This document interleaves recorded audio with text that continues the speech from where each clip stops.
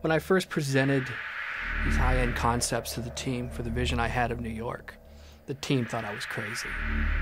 But when you put a crazy mind in a situation that I'm in, you can only get innovation. His New York and his concept and the work that the concept team has done is frightening. My first reaction was, there's no way in hell we're going to be able to pull this off. We're really trying to capture the feel of what it would be like to walk the streets of this amazing, mega city and do these incredible things. So that means more people in the streets, more traffic on the roads. It means more interactivity with props, with destruction, with characters that can interact with the worlds in unique ways. But the oral is all around you, so it's our job to kind of make people feel like when they're in Times Square, they're standing in the middle of Times Square and stuff is all around them as it really would be. Once the players are done running around this New York, I think they can go back to New York and they won't need a tour guide.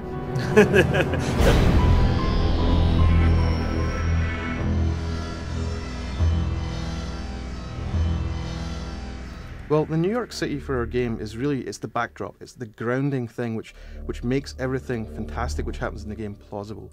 You want somewhere that's recognizable, somewhere that's iconic, somewhere that everyone can identify with, and I think most people, if they were offered an opportunity to go there, would go there because it's a really exciting, energetic, amazing city.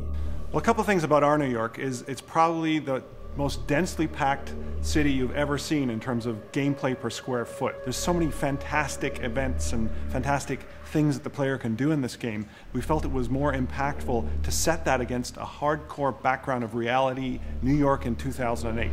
And of course, New York is probably the most iconic city in the world, so what better city than that? New York City itself is a character. And in my view as an art director, it is the main character. Yes, it's a backdrop to story, but my approach visually is that this is my main character and it's going to have a character arc. And I'm going to grow the story of New York and add to its history as it pertains to Prototype. Well, Skip's a visionary for this game, and the quality of his work has constantly driven both the art team to realize that and aspire to bringing a game visual as compelling as his concept. There was a team that went to New York City, took tons of photos to get a good sense of New York. But now we have these photos, but what's New York? I see it, it's flat, it's 2D, but what does that mean? I still have to turn it into a three-dimensional space.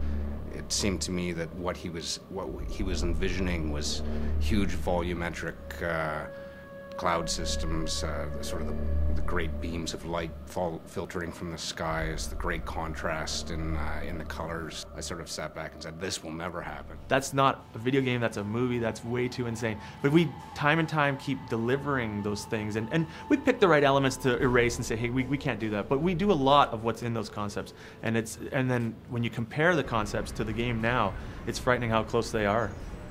I paint these concepts that you see and start to visualize New York City for Prototype. It's very important to me to hear the sounds. Prototype has a very specific tone. It's pretty dark, and audio plays a really big role in supporting that tone.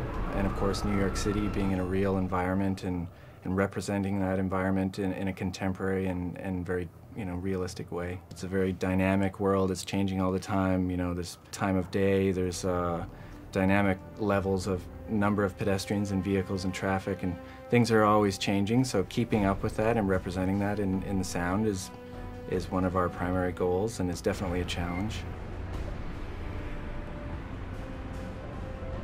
Approximately 20% of the land mass of Manhattan is parks. Everybody thinks of it as a concrete city, but there's a lot of greenery in there.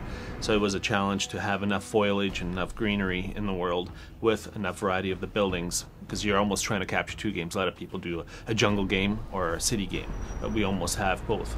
You learn the city, you get to know it, you get to know the neighborhoods, there's all these landmarks everywhere. So you start feeling at home eventually after you've played it for a certain amount of time.